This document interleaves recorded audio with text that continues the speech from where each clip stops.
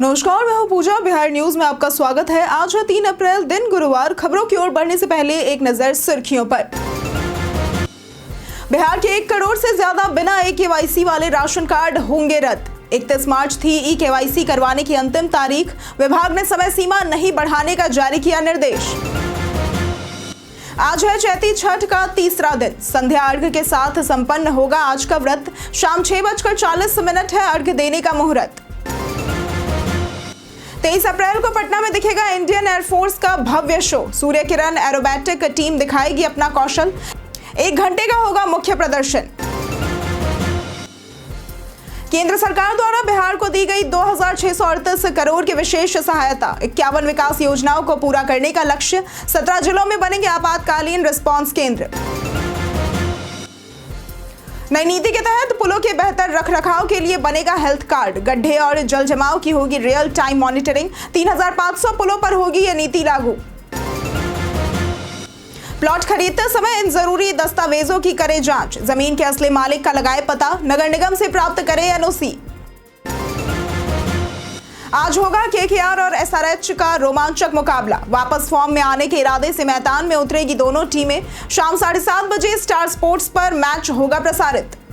चलिए अब बढ़ते हैं अब तक की 25 बड़ी खबरों की ओर विस्तार से। आरआरबी ने 9,900 एएलपी के पदों पर निकाली भर्ती।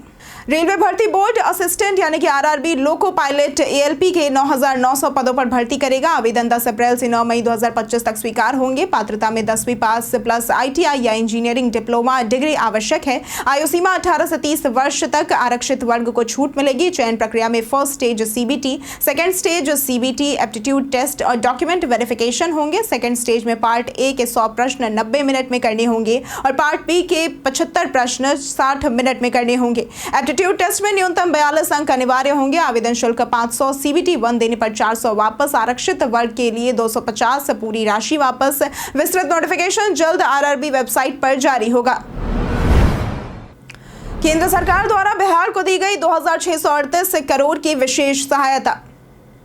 केंद्र सरकार ने बिहार को 2638.17 करोड़ रुपए की विशेष सहायता राशि दी है, जिससे 51 विकास योजनाओं को पूरा किया जाएगा। इसमें सबसे अधिक 2340.61 करोड़ रुपए सिंचाई परियोजना के लिए मिले हैं, जिससे बाढ़ प्रभावित इलाकों में सुधार होगा।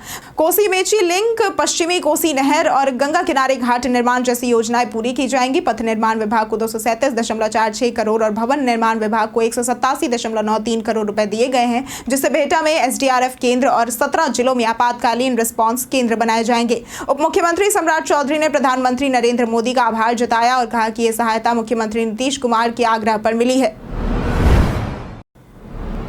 राज्य के सरकारी अस्पतालों में सीटीजी से होगी गर्भवती महिलाओं की जांच।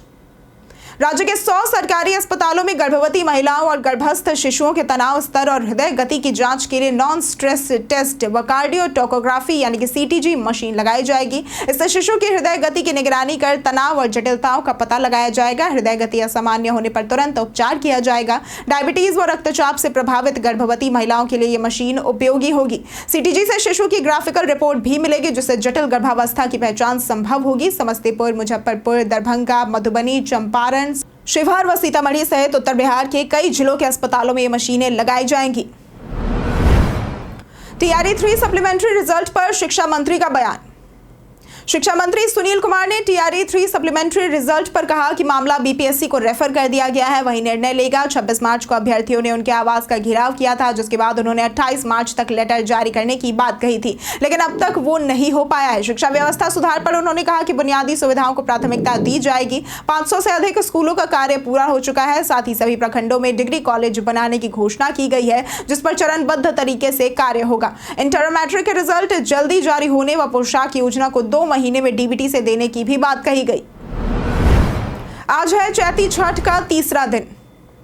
छठ लोक आस्था का प्रमुख पर्व माना जाता है, जो कि बिहार, झारखंड और उत्तर प्रदेश में श्रद्धा भाव से मनाया जाता है। ये व्रत सूर्य देव और छठी मैया को समर्पित होता है और चैत्र शुक्ल चतुर्थी से सप्तमी तक 4 दिनों तक चलता है। 1 अप्रैल 2025 को नहाय खाए से इस व्रत की शुरुआत हुई थी। 2 अप्रैल को खरना, 3 अप्रैल यानी कि आज को संध्या अर्घ और 4 अप्रैल को पारण होगा। बता दें कि तीसरे दिन डूबते सूर्य को अर्घ देने की परंपरा होती है, जो कि छठ पूजा का सबसे महत्वपूर्ण हिस्सा माना जाता है। इस दिन व्रती नदी, तालाब या फिर सरोवर में स्नान कर सूर्य को अर्घ्य अर्पित करते हैं। 3 अप्रैल 2025 को संध्या अर्घ्य का समय शाम 6:40 तक निर्धारित है, लेकिन कोई भी जानकारी पर अमल करने से पहले संबंधित विशेषज्ञों की सलाह जरूर लें।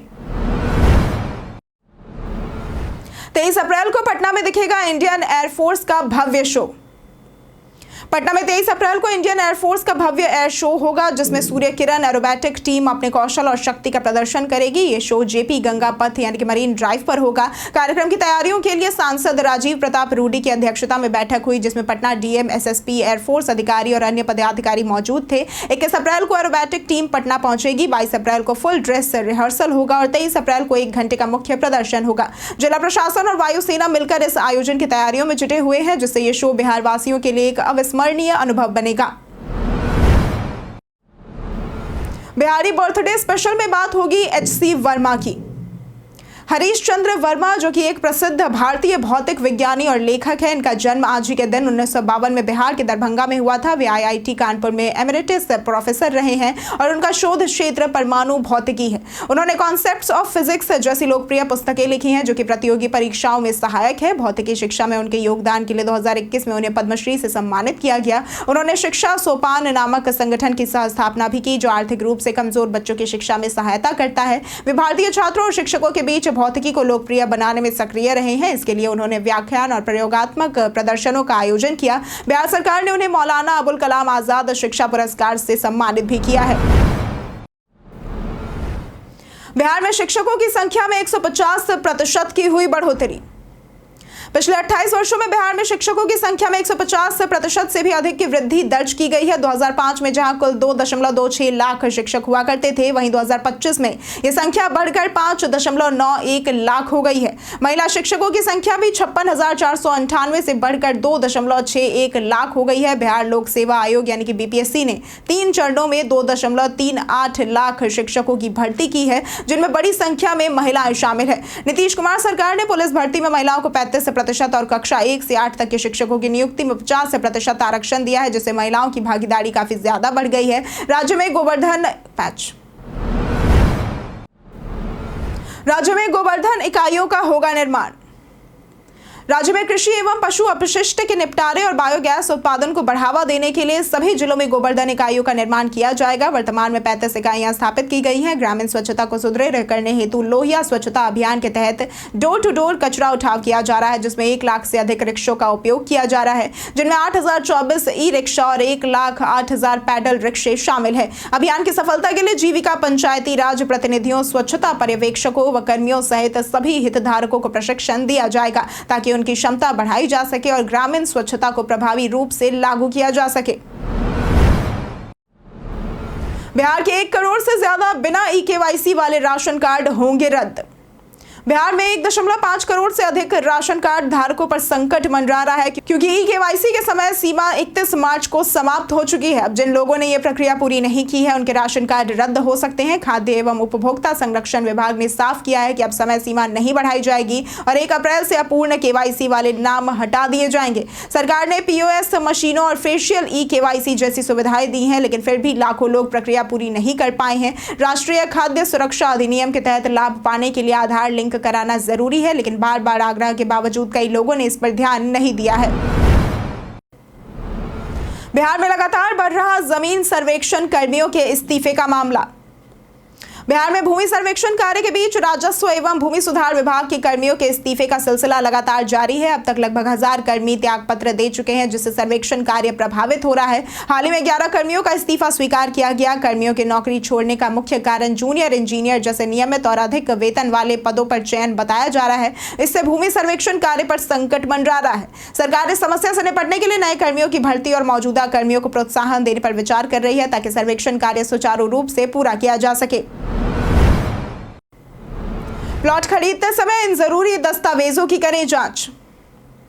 अगर आप प्लॉट खरीदना चाहते हैं तो सावधानी बेहद जरूरी है, वरना नुकसान उठाना पड़ सकता है। सबसे पहले टाइटल डीड की जांच करें, जिससे यह सुनिश्चित हो कि जमीन का असली मालिक कौन है और उसे बेचने का अधिकार उसे है भी या नहीं। इसके अलावा खतौनी, खसरा नंबर, रजिस्ट्रेशन डॉक्यूमेंट और म्यूटेशन रिकॉर्ड भी चेक करें। इनकम्बरेंस सर्टिफिकेट से ये पता करें कि जमीन पर कोई भी बैंक लोन तो नहीं है। ग्राम पंचायत, नगर निगम या विकास प्राधिकरण से एनओसी जरूर ले लें। अगर जमीन खेती की है और उस पर मकान बनाना है तो कन्वर्जन सर्टिफिकेट प्राप्त करें। सही दस्तावेजों की जांच से आपकी जिंदगी भर की कमाई सुरक्षित रह सकती है। गेहूं अधिप्राप्ति को लेकर किसानों के लिए आवश्यक सूचना। रबी विपणन मौसम 2025-26 में किसानों से गेहूं की खरीद के लिए न्यूनतम समर्थन मूल्य 2425 प्रति क्विंटल तय किया गया है। किसानों को भुगतान 48 घंटों के भीतर सुनिश्चित किया जाएगा। गेहूं अधिप्राप्ति के लिए किसान www.dbtagriculture.bihar.gov.in पर पंजीकरण कर e-सहकारी.bihar.gov.in पर आवेदन कर सकते हैं। गेहूं की बिक्री पंचायत स्तर पर पैक्स या फिर प्रखंड स्तर पर व्यापार मंडल में की जा सकती है। रैयत किसान 150 क्विंटल और गैर रैयत 50 क्विंटल तक गेहूं बेच सकते हैं। आवेदन से पहले पंजीकरण व विवरण की जांच कर ले, क्योंकि फाइनल सबमिट के बाद संशोधन नहीं किया जा सकेगा। आवेदन के लिए किसान पंजीकरण संख्या दर्ज कर ऑनलाइन फॉर्म भर सकते हैं। आवश्यक दस्तावेज अपलोड करें और रसीद प्राप्त करें। किसी समस्या के लिए हेल्पलाइन नंबर 061225063007 व 1800118010 पर संपर्क कर सकते हैं। खबरों की ओर आगे बढ़ने से पहले एक महत्वपूर्ण बात। हमारे निवेदन पर आपने जिस तरह से हमारा साथ दिया और बड़ी संख्या में हमारे चैनल को सब्सक्राइब किया, इसके लिए हम आपके प्रति अपनी गहरी कृतज्ञता और आभार व्यक्त करते हैं। आप सभी का सहयोग हमारे लिए बहुत मायने रखता है। यदि आपने अभी तक हमारे चैनल को सब्सक्राइब नहीं किया है तो कृपया इसे सब्सक्राइब करें और बेल आइकॉन जरूर दबाएं, ताकि आपको वीडियो का नोटिफिकेशन मिलता रहे। आपका साथ हमारे लिए बहुत महत्वपूर्ण है और हम चाहते हैं कि इस सफर में हम सब एक साथ आगे बढ़े।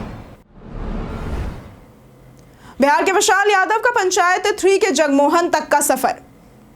विशाल यादव, जो कि पंचायत सीजन 3 में जगमोहन का किरदार निभा रहे हैं, वो बिहार के आरा के रहने वाले हैं। प्रतिष्ठित पोर्टल दैनिक भास्कर द्वारा लिए गए साक्षात्कार में उन्होंने बताया कि वे बचपन से रंगमंच से जुड़े थे और 12वीं के बाद एक्टिंग सीखने दिल्ली चले गए थे। शुरुआती संघर्ष में उन्हें हर महीने घर से केवल 5 से 6 हजार रुपए ही मिला करते थे। मुंबई आने पर उन्हें रहने और खाने में दिक्कतें हुआ करती थी, लेकिन दोस्तों के साथ चौल में वे रहने लगे थे। कई मुश्किलों के बावजूद उन्होंने मेहनत जारी रखी। 2021 में उन्हें पहली बार मीशो ऑनलाइन शॉप के एड में काम मिला। आज लोग उन्हें बेशर्म कुमार के नाम से पहचानते हैं, लेकिन वे इससे खुश हैं क्योंकि पंचायत सीजन 3 से उनकी जिंदगी काफी ज्यादा बदल गई है।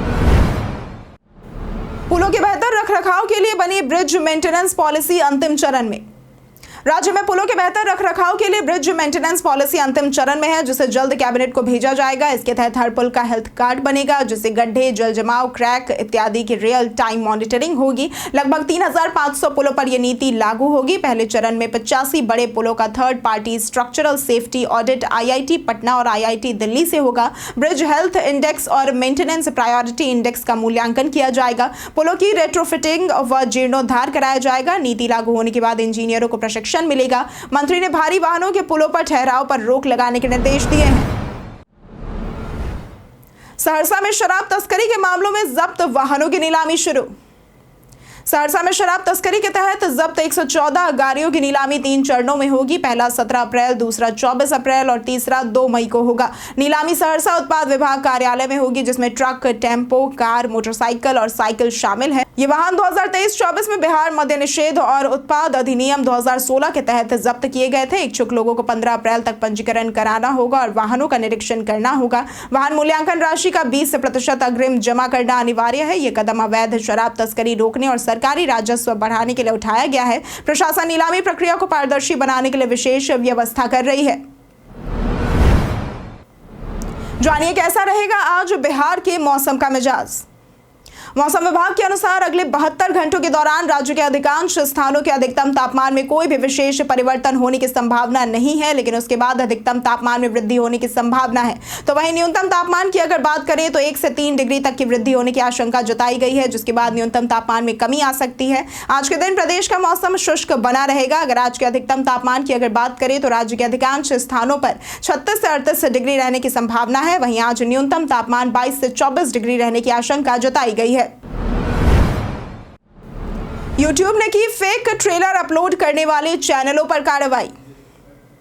YouTube ने फर्जी मूवी ट्रेलर वीडियो पर सख्ती बरतते हुए कई चैनल के मोनेटाइजेशन पर रोक लगा दी है। स्क्रीन कल्चर नाम के एक चैनल जिसके सब्सक्राइबर 1.4 मिलियन थे और KH स्टूडियो नाम के एक चैनल जिसके सब्सक्राइबर 685K थे, इन जैसे चैनलों को YouTube पार्टनर प्रोग्राम से हटा दिया गया है। ये channel AI generated fake movie trailer upload कर रहे थे जिससे यूजर्स गुमराह हो रहे थे। GTA 6 जैसे गेम फुटेज का भी इस्तेमाल किया जा रहा था। YouTube का ये कदम वीडियो अपलोड करने से नहीं रोकता, लेकिन इन चैनलों को अब एड रेवेन्यू नहीं मिलेगा। प्रभावित चैनलों का दावा है कि उनका कंटेंट किसी को नुकसान नहीं पहुंचा रहा था क्योंकि दर्शक जानते थे कि वीडियो असली नहीं है। मोतिहारी DEO के खिलाफ शिक्षा विभाग करेगी विभागीय कार्रवाई। मोतिहारी के DEO संजीव कुमार और जिला कार्यक्रम पदाधिकारी नित्यम कुमार गौरव के खिलाफ शिक्षा विभाग ने लापरवाही के आरोप में विभागीय कार्रवाई शुरू करने का फैसला लिया है। DEO पर बेंच डेस्क खरीदी में लापरवाही, गोपनीय वार्षिक परीक्षा सामग्री की सुरक्षा में चूक और प्रश्न पत्रों के वितरण में अनियमितता के आरोप प्रमाणित पाए गए हैं। राज्यपाल के आदेश के तहत जांच के लिए शिक्षा विभाग के अपर सचिव सुनील कुमार को संचालन पदाधिकारी और तिरहुत प्रमंडल के क्षेत्रीय शिक्षा उपनिदेशक को उपस्थापन पदाधिकारी नियुक्त किया गया है। 3 महीने के भीतर जांच पूरी कर रिपोर्ट देने के निर्देश दिए गए हैं। जाने गर्मियों में एसी इंस्टॉलेशन की सही ऊंचाई।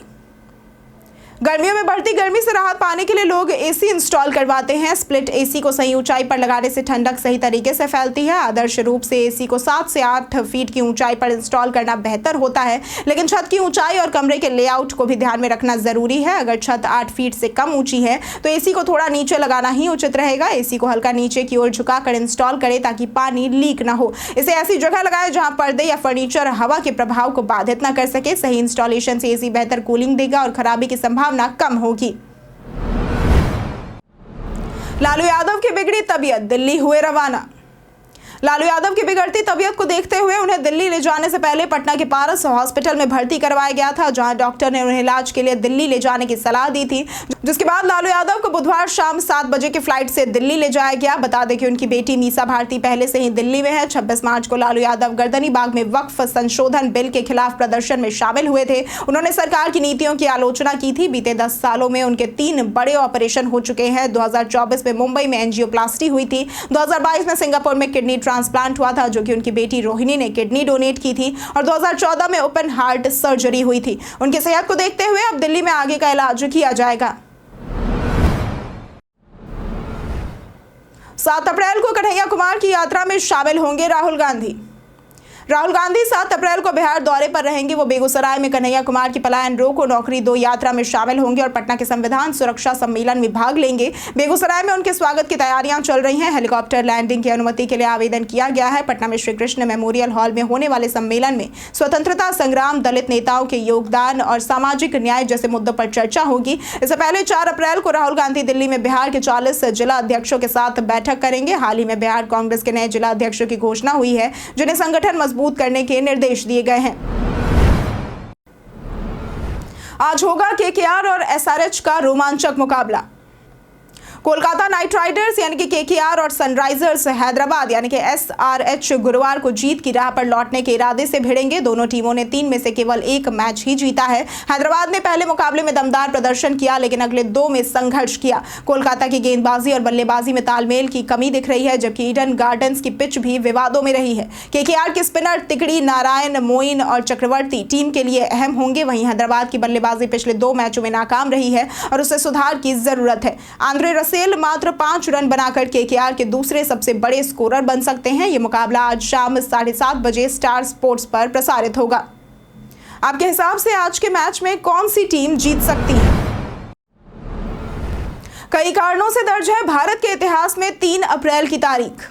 आज के दिन 2010 में एप्पल का पहला आईपैड बाजार में लॉन्च हुआ था। आज के दिन 1999 में भारत ने पहला वैश्विक दूरसंचार उपग्रह इनसेट 1E का प्रक्षेपण किया था। आज के दिन 1984 में राकेश शर्मा रूस के अंतरिक्ष यान सोयूज T11 से अंतरिक्ष पर जाने वाले प्रथम भारतीय अंतरिक्ष यात्री बने थे। आज के दिन 1933 में विश्व की सबसे ऊंची चोटी माउंट एवरेस्ट के ऊपर से पहली बार विमान ने उड़ान भरी थी। आज के दिन 1931 में प्रसिद्ध साहित्यकार मन्नू भंडारी का जन्म हुआ था। BSNL ने कई शहरों में शुरू की 5G नेटवर्क की टेस्टिंग।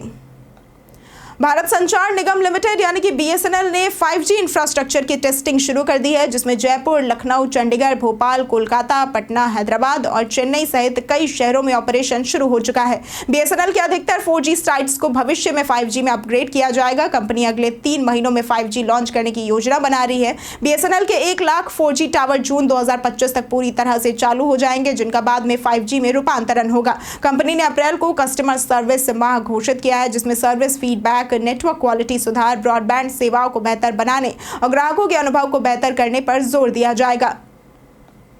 हम प्रतिदिन आपसे 5 ऐसे जरूरी सवाल और उसके जवाब बताएंगे जो कि बीपीएससी, बिहार पुलिस, दारोगा समेत एसएससी जैसे अन्य प्रतियोगी परीक्षाओं में काम आएंगे। सवाल इतिहास, बिहार स्पेशल, विज्ञान, करंट अफेयर्स और भूगोल से रहेंगे। पूछे गए 5 सवालों में आपने कितना सही उत्तर दिया, यह हमें कॉमेंट करके जरूर बताएं। हमारा पहला सवाल है, वो एकमात्र राज्य कौन सा है जो वाणिज्यिक प्रयोजनों के लिए मखाना यानी कि गोड़गन नट का उत्पादन करता है? ए बिहार, बी कर्नाटक, सी गोवा या फिर डी हिमाचल प्रदेश। इसका सही जवाब है ए बिहार। हमारा दूसरा सवाल है, बिहार में कृषि उपज बाजार समिति अधिनियम किस वर्ष निरस्त किया गया था? ए 2006, बी 2014, सी 2002 या फिर डी 2000।